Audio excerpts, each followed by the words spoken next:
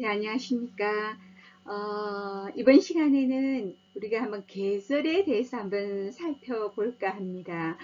지금은 봄이죠. 봄인데 봄이 아주 깊어가고 있습니다. 꽃들도 아주 뭐 연분홍 꽃들에서 뭐 지금 산에 가니까 진달래가 아주 만개를 했고요. 진달래가 지고 나면 철쭉이 오고 그 붉은 꽃들이 쓰러지고 나면 이제 하얀 꽃들이 뭐 찔레꽃이라든지 이팝꽃, 또 길가에 낮은 키의 조팝꽃도 있죠. 그리고 나중에 6월이 되면 아카시아 꽃도 필 거고요. 그래서 이제 흰 꽃들의 어떤 세상들이 지금 다가오는데 이런 계절에 우리는 계절에 관한 또 글을 한 편씩 안 쓸 수가 없죠. 예, 그래서 계절에 대해서 우리는 각자가 좋아하는 계절은 언제인지, 나는 계절을 어떻게 맞을 준비를 했는지, 그리고 나는 계절을 보낼 때 어떤 생각을 하는지, 음, 제가 조금 있으면 소개를 해드리겠지만, 막스 피카르트 같은 경우에 침묵의 세계라는 책이 있어요. 이제 이 책인데, 이 침묵의 세계라는 책에서는 참 막스 피카르트가 봄이 어떻게 온다고 표현을 했느냐 하면, 봄은 침묵으로부터 온다라는 표현이 있습니다. 나중에 한 단락 제가 옮겨 보도록 하겠습니다. 그래서 참 우리가 봄은 내가 느낄 때 봄은 소리로부터 오는지, 그리고 촉감으로부터 오는지, 예, 꽃으로부터 오는지, 나는 색깔로부터 오는지, 음, 보통 보면 어떻게 뭐 강물 소리로 온다, 또는 분홍 꽃으로 온다, 아니면 바람으로 온다. 우리는 여러 가지 생각을 하는데요. 막스 피카르트 같은 경우에는 침묵에서 봄이 시작된다 하는 그런 사유를 펼쳐내었습니다. 그래서 우리가 계절을 한번 살펴보겠습니다. 여러분들은 봄은 어디에서 온다고 생각하는지요? 예, 강의를 시작하겠습니다. 네, 피카르트의 침묵의 세계에 보면 이렇게 되어 있습니다. 봄은 침묵으로부터 온다. 또한 그 침묵으로부터 겨울이, 그리고 여름과 가을이 온다. 봄의 어느 아침, 꽃들을 가득 달고 벚나무가 서 있다. 하얀 꽃들은 그 가지에서 나온 것이 아니라 침묵의 채에서 떨어져 나온 것 같아. 아, 아마 식물학자나 과학자가 들었을 경우에는, 예, 아주 이 문학을 하는 사람들을 이해하기가 힘들겠죠. 예, 어떻게 이게 꽃들이 침묵의 채에서 이렇게 떨어져 나왔다고 이렇게 표현을 했겠습니까? 대단한 아주 의식 아닙니까? 자, 그래서 이 꽃들은 피카르트에 따르면 이 꽃들은 침묵을 따라서 이렇게 미끄러져 내려왔고, 그래서 하얀 빛이 되었다라고 했고요. 그리고 새들의 노래에도 침묵이 이렇게 침묵의 음들을 쪼아 올리는 것이 새들의 노래라고 피카르트는 이렇게 얘기를 했습니다. 자, 그래서 참 이런 우리가 진짜 봄이 뭐 소리에서 온다, 그리고 색깔에서 온다, 향기에서 온다 하지만 침묵으로부터 온다라는 것은 아마 뭐 피카르트가 최초이자 또 마지막이 아닐까라고 생각합니다. 그래서 많은 수필과 시에서 봄을 어떻게 노래했는지, 또 다른 계절은 어떻게 노래했는지, 봄이니까 아마 봄 위주로 이렇게 한번 살펴보겠습니다.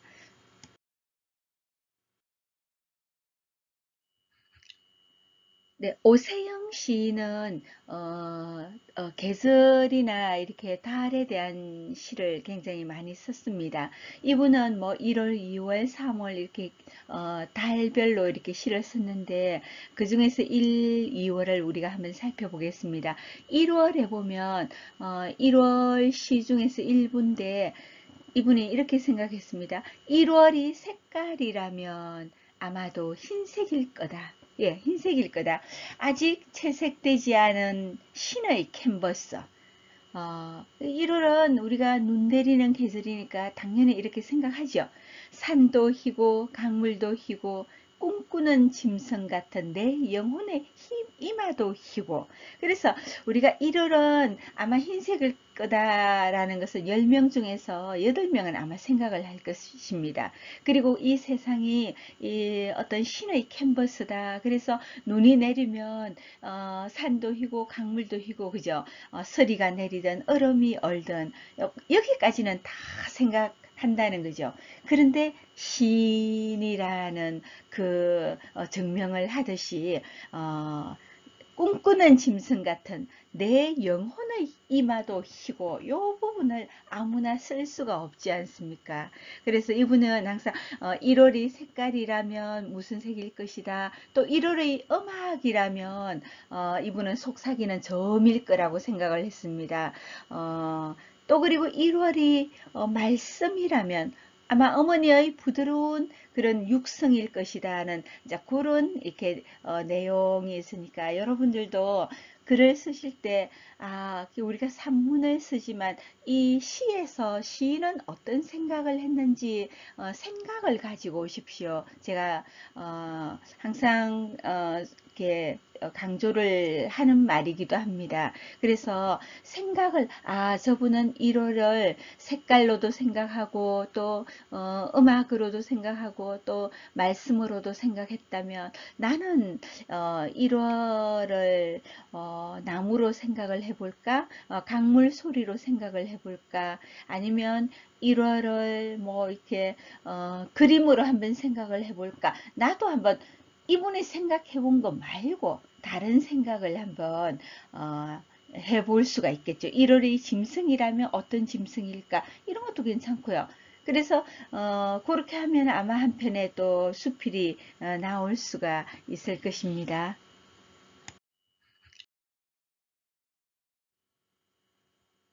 2월도 한번 보죠. 벌써라는 말이 2월처럼 잘 어울리는 달은 아마 없을 것이다. 새해 맞이가 엊그제 같은데 벌써 2월. 지나치지 말고 오늘은 뜰의 매화 가지를 살펴보아라. 또 뭐 그 뒤에 있지만 이렇게 2월을 아까 오세영 시인은 1월을 가지고 뭐 색깔, 음악, 말씀을 가지고 이야기를 했다면 2월은 단어를 가지고 했어요.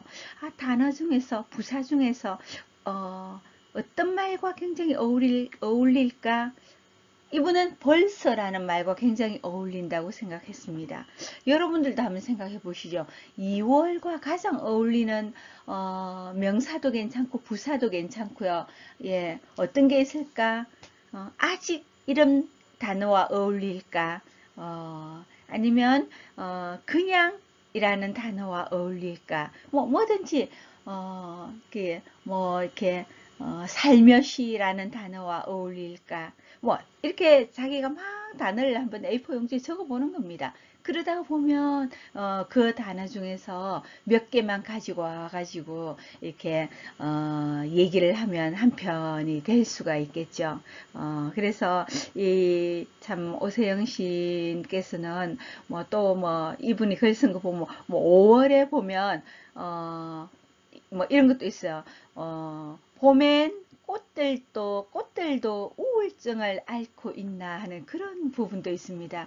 본인이 아마 시인이 주변의 사람들이 아주 우울증에 앓고 있는 걸 보고 계절도 그리고 달도 우울증을 앓고 있을까라고 크게까지 생각을 하는 거죠. 그러니까 다 이렇게 나의 마음을 투영시키고 투사시켜서 한번 생각을 해보면 꽃이 말을 하고 계절이 답변을 하게 됩니다.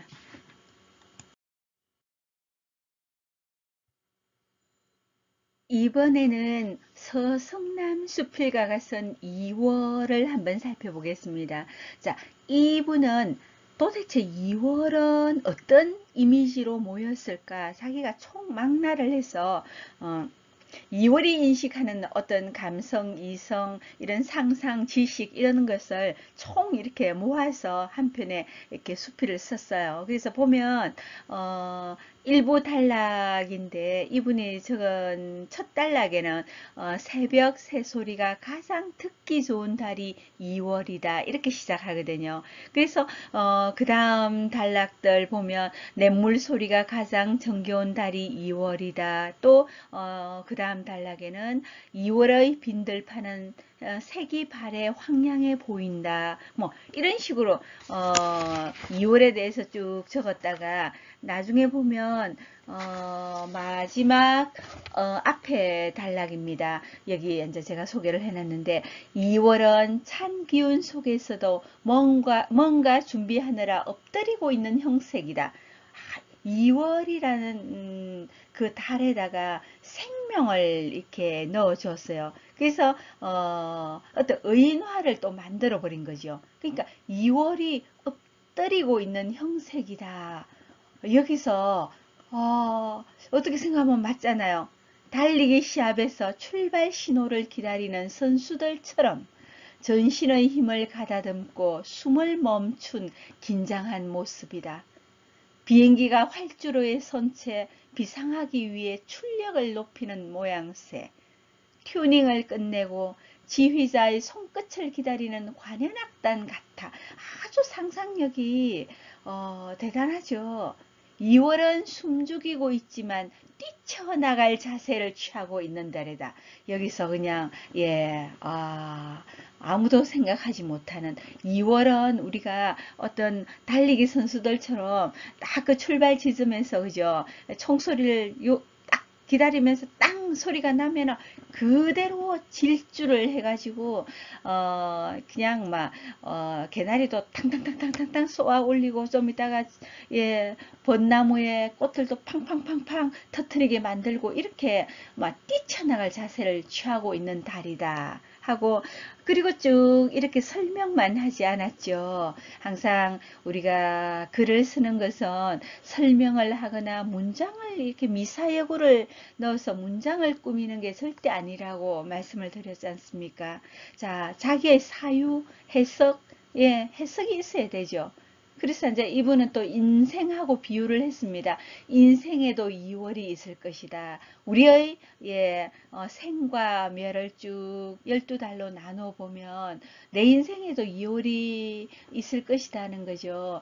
1년 농사의 씨앗을 살피고 장을 담그며 신호를 기다리는 것처럼 인생을 벼르는 2월이 있을 것이다. 이때 이제 이분은 인생을 그냥 내 인생을 한 살에서 뭐 예를 들면 100살 같은 100살까지 해가지고 2월은 한 뭐 20대를 2월이다 이렇게 한 것이 아니고 계속 이렇게 인생도 봄, 여름, 가을, 겨울 이렇게 순환을 하고 1년 12달 순환을 하는 것처럼 묘사가 되어 있죠. 그죠? 그래서 이제 2월 말 내일이면 신호와 함께 눈부신 생명이 다투어 피어날 것이다. 그렇게 이제 인생도 얘기를 하고 실제 우리의 지금 계절 달 2월 말이니까 2월이 출발 신호대에 있으니까 총소리만 듣고 뛰쳐나가서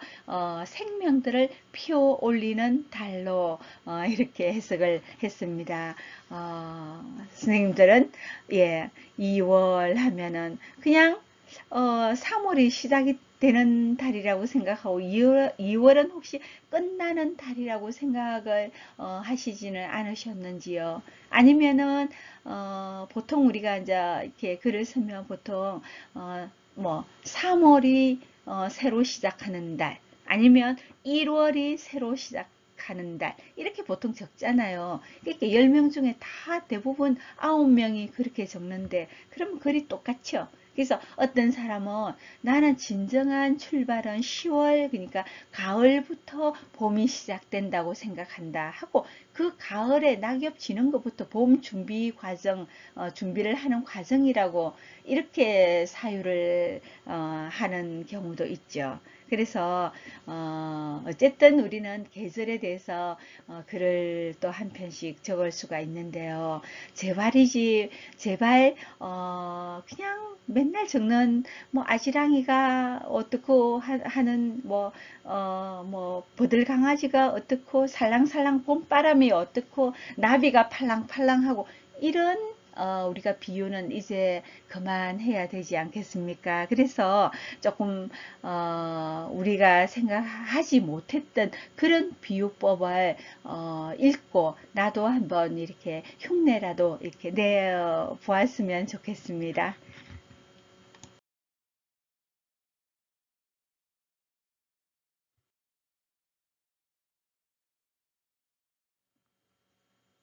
네, 계절에 대한 글을 적을 때 우리는 꽃을 놓칠 수가 없죠. 그래서 특히나 우리가 봄꽃 중에서 꽃의 우두머리라는 말을 화계라고 그러는데 그 화계는 매화잖아요. 그래서 매화에 대해서 노래한 시인들은 정말 예나 지금이나 많고 특히나 여러분들 잘 아시다시피 이황 선생님은 매화를 노래한 시가 뭐 100수가 넘는다고 알려져 있죠. 그래서 매화를 생전에 매형이라 부르면서 이렇게 참 대화를 나눴다 하는 부분도 있는데 여기에 짧은 그 중에서 제가 가지고 온 거 볼게요.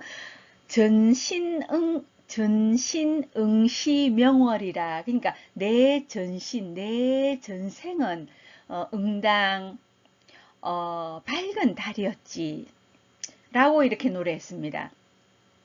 자, 그래서 내 전생은 밝은 달이었는데 기생 수도 매화라.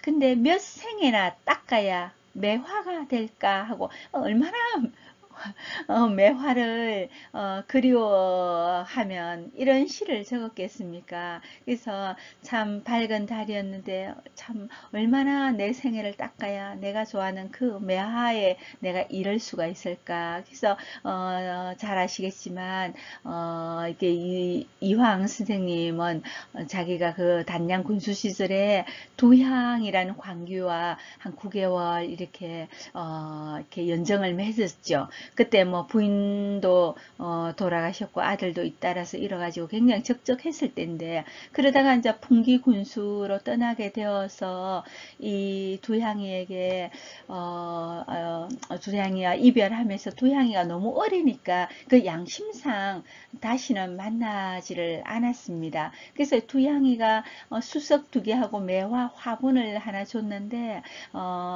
그걸 가지고 풍기에 가서 그 참 매일 물을 주면서 이게 두향이를 생각하고 매화를 그렇게 아꼈죠. 그러다가 나중에 69 이렇게 생애로 세상을 떠날 때도 한 번도 참 두향이는 만나지 못했지만 죽으면서 이렇게 임종 자리에서 내가 죽으면 저 매화에 물을 주어라 하고 이렇게 제자들한테 유언을 했다는 뭐 그런 말씀이 전해져 내려옵니다. 그러나 이제 이황의 매화가 있고요. 김훈의 매화 진짜 대단합니다. 한번 볼까요? 또 예, 매화는 잎이 없는 마른 가지로 꽃을 피운다. 나무가 몸속의 꽃을 밖으로 밀어내서 꽃은 뿜어져 나오는 듯이 피어난다. 바람에 흩날리는 그 잠시 동안이 매화의 절정이고 매화의 죽음은 풍장이다. 그래서 매화는 꽃잎 하나하나가 바람에 날려서 완전 산화하는데 그 모습을 그 사라지는 모습을 매화의 절정이다 라고 얘기를 했고 그래서 그 매화는 바람에 날리 가지고 그 죽음으로 소멸하기 때문에 풍장이라고 이렇게 김훈 선생님은 참 매화 꽃에 대해서 예 노래했습니다.